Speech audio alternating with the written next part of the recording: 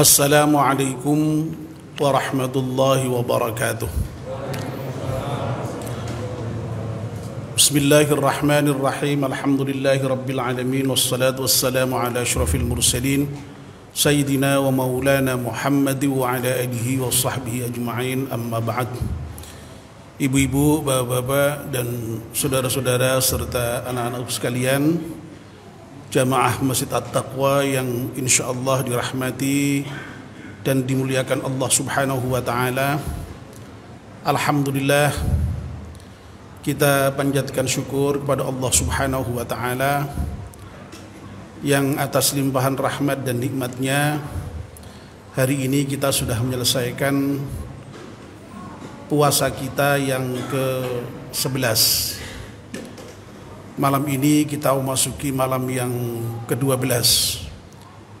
Kita mohon kepada Allah Subhanahu wa taala semoga seluruh rangkaian ibadah yang sudah kita lakukan diterima oleh Allah Subhanahu wa taala. Kita juga memohon kepada Allah Subhanahu wa taala semoga kita masih diberi kekuatan lahir dan batin, sehat walafiat untuk bisa menyelesaikan ibadah Ramadan ini dengan sebaik-baiknya sampai dengan berakhir nanti dan kita bisa memasuki Idul Fitri tahun ini. Amin ya rabbal alamin. Bapak, ibu-ibu dan saudara sekalian, malam hari ini saya diberi tugas oleh panitia untuk menyampaikan ceramah tarawih dengan judul tanda-tanda orang mukmin atau orang beriman di dalam Al-Quran.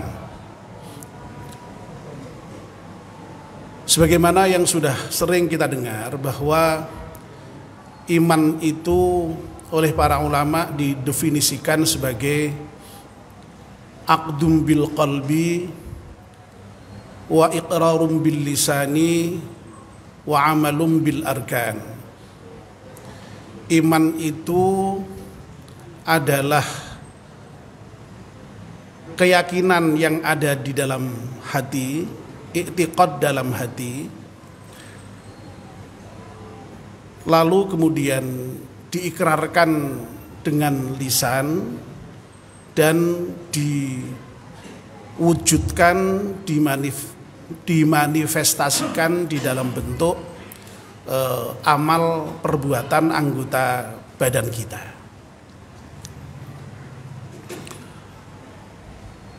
Definisi yang diberikan oleh para ulama itu tentu saja mengacu kepada sejumlah tanda-tanda orang beriman yang sedemikian rupa banyak, yang tersebar baik itu di dalam Al-Quran maupun Al-Hadis.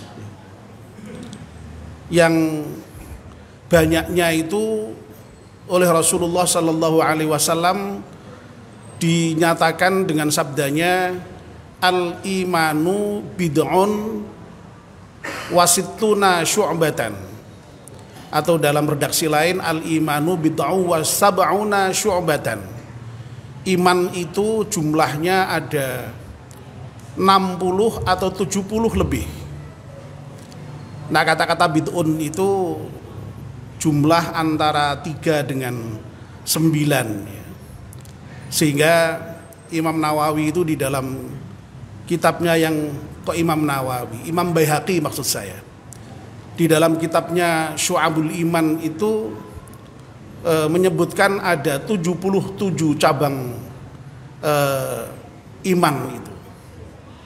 Dan Rasulullah Sallallahu Alaihi Wasallam sendiri menegaskan dari 70 lebih itu fa'afdaluha, yang paling utama, yang paling tinggi tingkatannya adalah ucapan la ilaha illallah, dan yang paling rendah wa adnaha imatatul adza,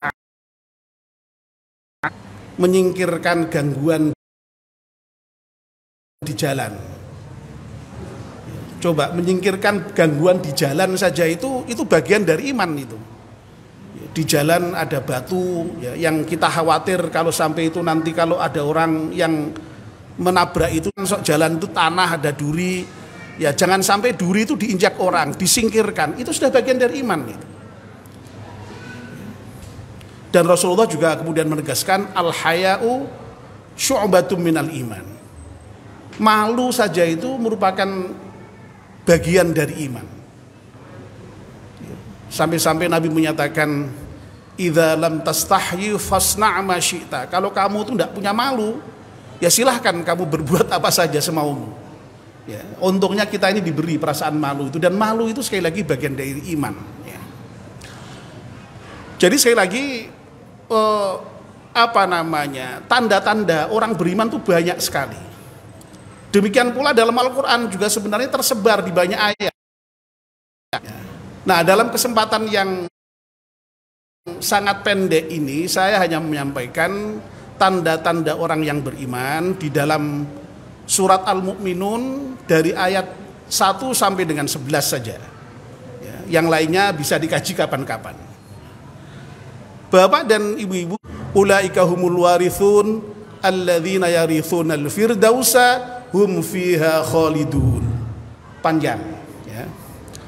Enggak tahu itu ada berapa itu ciri orang yang beriman itu. Ada 5 lebih kayaknya yang disebut di situ, ada 6 lebih mungkin ya. Kalau masing-masing itu 10 menit berarti ya 1 jam ini berarti ceramahnya ya. Tidak ya, terpaksa kita ya harus jelaskan dengan singkat-singkat saja. Qad aflahal mu'minun, sungguh berbahagialah, sungguh beruntunglah orang-orang yang mukmin, orang-orang yang beriman itu.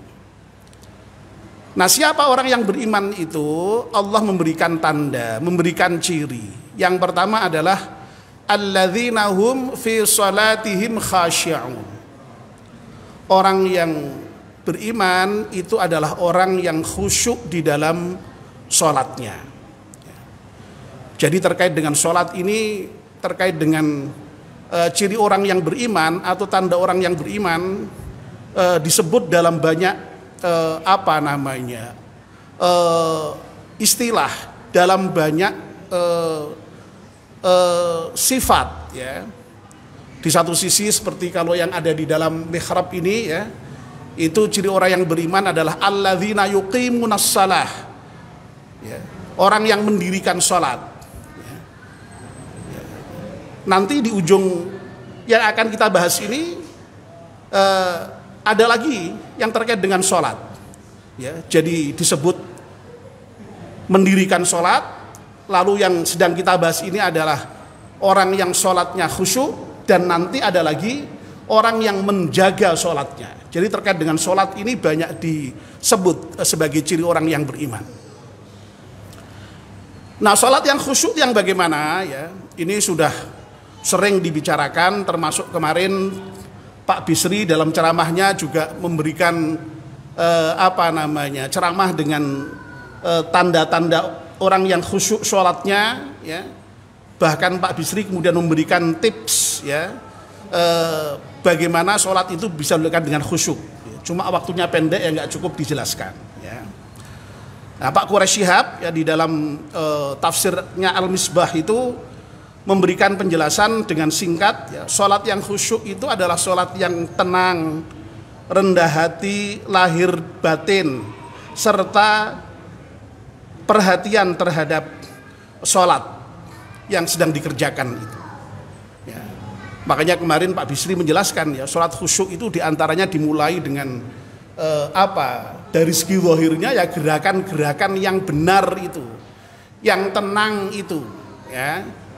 Nah, lalu tentu saja memang tidak hanya terkait dengan persoalan zahir ya, gerakan yang tenang, tumakninah ya, tetapi juga menyangkut aspek batin ya. Ada hudhurul qalb, kehadiran hati ya. Ada perhatian terhadap sholat yang sedang dikerjakannya itu ya. Cukup itu saja. Kalau dijelaskan panjang lebar nanti yang lain tidak bisa dijelaskan ya. Saya kira ini sudah sering dibicarakan sholat khusyuk itu. Pak Hamid biasanya yang menyinggung itu dan membahas itu ya. Lalu kemudian ciri yang kedua adalah walladzina hum 'anil laghwi mu'ridun. Orang yang beriman itu orang yang meninggalkan hal-hal yang tidak ada manfaatnya, tidak ada gunanya. Ya. Jadi kalau yang haram, yang makruh itu sudah pasti tidak boleh dilakukan memang. Ya. Nah, orang yang beriman itu tidak hanya dituntut untuk meninggalkan yang haram dan yang makruh, yang mubah sekalipun kalau itu tidak bermanfaat itu juga ditinggalkan. Ya. Makanya dalam hadis Rasulullah juga menyatakan min husnil islamil mar'i tarkuhu ma la ya'nihi. Ya.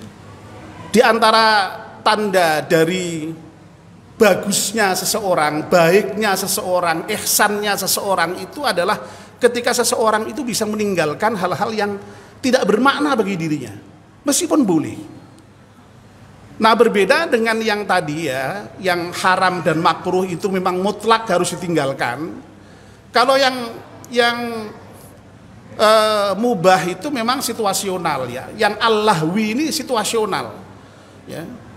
Coba bayangkan misalnya ya, orang ketika mengingatkan temannya tenang ya, jangan bicara misalnya ya, itu kan baik gitu kan. Tapi coba kalau dalam hal sholat Jumat, kalau khotib sedang khutbah, itu tidak boleh itu kita mengingatkan teman kita itu diam, jangan bicara. Kalau kita ngomong begitu itu kepada teman kita kalau sedang Jumat, ya itu dianggap lahwun itu. Ya. Anam itu kan kalau di dalam Bilalnya itu ya, idza qulta li sahibika yaumal jumu'ati ansid wal imamu yahtubu faqad lahau. Kalau ada orang yang mengatakan kepada temannya diamlah, padahal khutbah sedang dilakukan, itu lahwa. Ya. Lahwa itu sebenarnya dari segi bahasa itu sesuatu yang seharusnya tidak ada. Ya. Jadi artinya ya jangan sampai dilakukan itu, begitu. Coba itu situasional ya. Coba mengingatkan baik untuk diam itu kan baik sebenarnya kan ya. Wong ribut diam itu. Itu kalau Jumatan sedang khutbah tidak boleh itu. Menjadikan kita lahwa. Ya. Oleh karena itu kalau mengingatkan biasanya dengan isyarat saja ya. Kalau ada teman kita yang berbicara, kalau pas ada khotib naik mimbar itu khutbah ya cukup begini saja, jangan diingatkan dengan kata-kata ya. Lalu yang berikutnya walladzina hum li furujihim hafizun walladzina hum lizakati fa'ilun dulu ya. Yang ketiga orang yang membayar zakat. Nah, ini zakat itu di samping merupakan rukun Islam sekaligus juga merupakan tanda orang yang beriman. Ya. Nah, membayar zakat. Ya. Zakat itu merupakan suatu kewajiban keagamaan terkait dengan harta kita apabila kita memiliki harta yang memenuhi ketentuan nisab, ya, ukuran-ukuran tertentu. Nah, kalau kita tidak memiliki harta dengan ukuran tertentu itu, ya bukan berarti kita tidak terkena anjuran untuk mengeluarkan harta. Tetap ada pengeluaran harta itu, yaitu dengan sedekah, dengan infak, ya semampunya, ya, yang merupakan ibadah sunnah. Tapi kalau zakat wajib. Lalu yang berikutnya walladzina hum li furujihim hafizun illa ala azwajihim aw ma malakat aymanuhum fa innahum ghairu madumin. Ya, orang yang menjaga kehormatannya, ya, kemaluannya, ya, dijaga, ya, kecuali dengan istrinya. Oh pasti kalau dengan istri malah harus ya. Terus juga boleh juga dengan budaknya. Ya. Lah budak sekarang ini dipandang sudah tidak ada. Itu dalam konteks zaman ketika Nabi diutus dulu, ya memang masih ada itu fenomena perbudakan itu. Ya. Nah kalau yang di luar itu jelas tidak boleh, ya, dianggap melampaui batas. Nah yang berikutnya walladzina hum li amanatihim wa ahdihim ra'un. Orang yang beriman itu adalah orang yang memelihara amanat dan juga memelihara janji. Ya, jadi kalau kita diberi kepercayaan dalam bentuk apa saja, itu kita betul-betul pelihara. Diberi kepercayaan berupa harta, dipelihara dengan baik. Diberi kepercayaan berupa anak, kita pelihara dengan baik, kita jalankan dengan baik. Diberi kepercayaan amanat menjadi pengurus organisasi, kita jalankan dengan baik, dan seterusnya. Ya. Dan juga menjaga janji.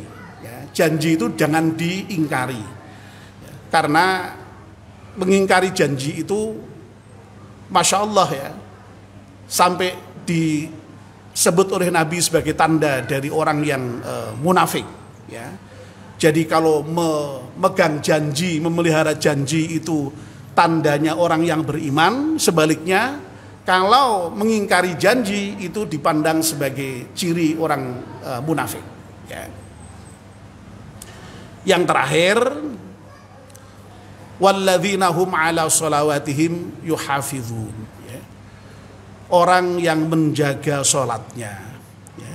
Sholatnya betul-betul tidak ada yang bolong, ya. Bahkan dijaga pula waktunya, jangan sampai melewati waktu, ya. Syukur di awal waktu, ya. Itu dijaga betul, ya. Dijaga betul, ya. Nah, Bapak dan Ibu-ibu saudara-saudara sekalian, ya, jadi dalam satu rangkaian ayat saja tanda orang yang beriman sudah banyak sekali, ya. Sekali lagi di ayat yang lain sangat banyak sekali. Nah, di lanjutan ayat ini Allah kemudian memberikan janji, ya, memberikan balasan kepada orang-orang yang beriman itu. Apa balasannya? Masya Allah, ya. Ulaika humul warithun alladzina yarithunal firdausa hum fiha khalidun. Kalau orang itu betul-betul mukmin dengan tanda-tanda yang tadi sudah kita bicarakan itu, Allah menjanjikan surga firdaus. Surga firdaus itu surga yang tertinggi, ya. Yang oleh Abu Nawas dalam syairnya itu katanya tidak mungkin bisa tidak pantas untuknya itu. Allah sendiri menegaskan pantas, dan itu sudah menjadi haknya kalau memang itu mukmin, ya. Dijanjikan sendiri oleh Allah Subhanahu wa taala. Ya. Jadi kalau Abu Nawas itu menyatakan ilahi lastulil firdausi ahla, itu sebenarnya ya hanya dalam rangka tawadhu saja, ya, merendahkan diri di hadapan Allah. Tapi sesungguhnya Allah sendiri memberikan janji kalau orang itu betul-betul mukmin akan bisa mendapatkan surga firdaus itu. Nah, mudah-mudahan kita semua ini oleh Allah Subhanahu wa taala dijadikan sebagai orang-orang yang mukmin yang sejati, ya. Di dalam ayat ini yang ada di mihrab ini, ya, itu di belakangnya ada penyebutan ulaika humul mu'minuna haqqan, ya, orang-orang yang mukmin sungguh-sungguh. Nah, mudah-mudahan kita termasuk orang yang mukmin sejati itu.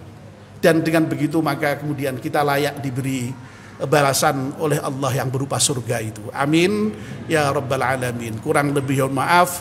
Wassalamualaikum warahmatullahi wabarakatuh.